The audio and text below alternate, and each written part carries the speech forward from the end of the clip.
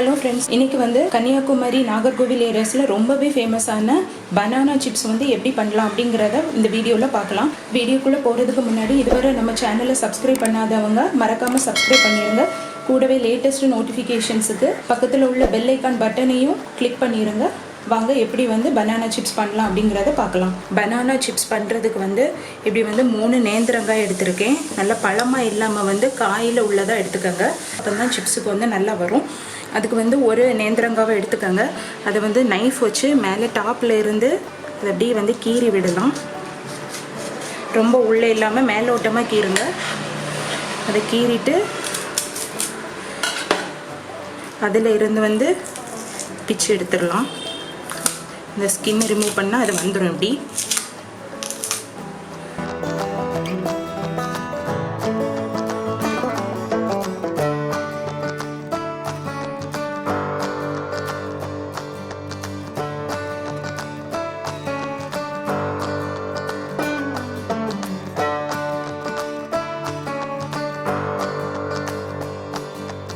இப்படி வந்து தோலையெல்லாம் நீக்கிட்டு இப்போ வந்து ஒரு நைஃப் வச்சு லைட்டாக அந்த எட்ஜில் வந்து கருப்பாக இருக்கும், அதையெல்லாம் கட் பண்ணி எடுத்துடலாம்.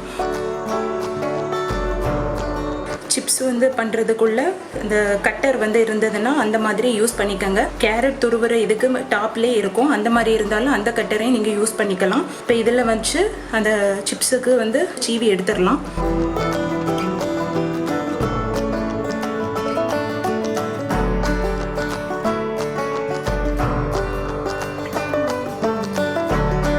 மூணு நேந்திரங்காவையும் வந்து நல்லா வந்து சீவி எடுத்தாச்சு.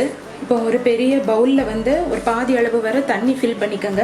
அதில் வந்து ஒரு 1/2 டீஸ்பூன் அளவு மஞ்சள் பொடி, அப்புறம் வந்து ஒரு 3/4 டீஸ்பூன் அளவு சால்ட்டு, இது எல்லாத்தையும் போட்டு நல்லா மிக்ஸ் பண்ணிடலாம். இப்போ இந்த வாட்டரில் ஸ்லைஸ் பண்ணி வச்சுருக்க இந்த வந்து பனானா பீசஸ் எல்லாம் வந்து ஆட் பண்ணலாம். மஞ்சளும் உப்பும் போட்டு தண்ணியில் வந்து அதை வந்து நம்ம வந்து கழுவி எடுக்கும்போது அந்த பனானாஸோட வளவளப்பு தன்மை வந்து போயிடும். இப்போ இதை வந்து நல்லா ஃபில்டர் பண்ணி எடுத்துடலாம். இந்த தண்ணியை வந்து தனியாக வெளியே ஊற்றிடலாம்.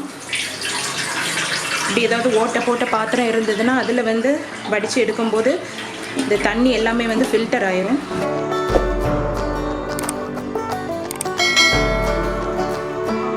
இது ஒரு 10 மினிட்ஸ் வந்து அந்த தண்ணியெலாம் வடிஞ்சிடட்டும். அதுக்கப்புறம் எடுத்து ஃப்ரை பண்ணிடலாம். இப்போ ஒரு கடாயில் வந்து பொரிக்கிறதுக்கு தேவையான அளவு ஆயில் விடலாம். தேங்காய் எண்ணெய் விட்டீங்கன்னா நமக்கு வந்து ஃப்ளேவர் வந்து ரொம்ப நல்லா இருக்கும். எண்ணெய் வந்து நல்லா சூடானதும் அதை வந்து மீடியமில் வச்சுருங்க. மீடியமில் வச்சே நம்ம ஃப்ரை பண்ணி எடுத்துடலாம். கொஞ்சம் கொஞ்சமாக போடுங்க.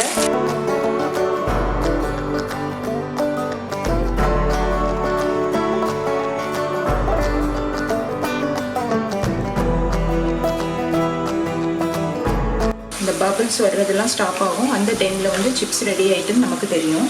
ஸோ அந்த டைமில் நம்ம எடுத்துடலாம். பாருங்கள், இந்த பபிள்ஸ் வர்றதுல இப்போ ஸ்டாப் ஆகிட்டு இப்போ வந்து நல்லா ஃப்ரை ஆகிட்டு இப்போ சிப்ஸை எடுத்துடலாம்.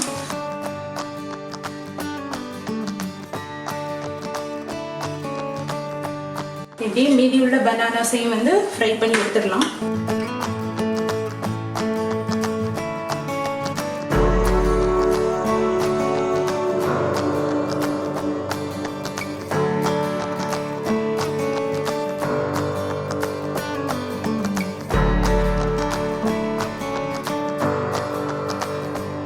சிப்ஸ் எல்லாத்தையும் ஃப்ரை பண்ணி எடுத்தாச்சு. நீ ஸ்டவ் ஆஃப் பண்ணிடலாம்.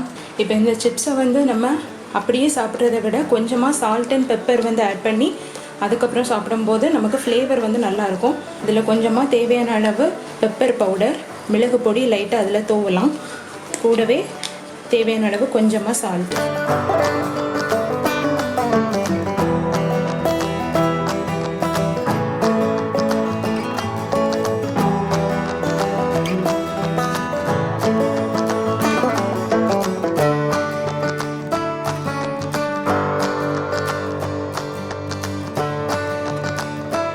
கன்னியாகுமரி ஸ்பெஷல் பனானா சிப்ஸ் வந்து ரெடி. நீங்களும் வீட்டில் ட்ரை பண்ணி பார்த்துட்டு எப்படி வந்திருக்குன்னு சொல்லுங்கள். இந்த வீடியோ உங்களுக்கு பிடிச்சிருந்ததுன்னா லைக் பண்ணுங்கள், கமெண்ட் பண்ணுங்கள், ஷேர் பண்ணுங்கள். தேங்க்யூ ஃபார் வாட்சிங்.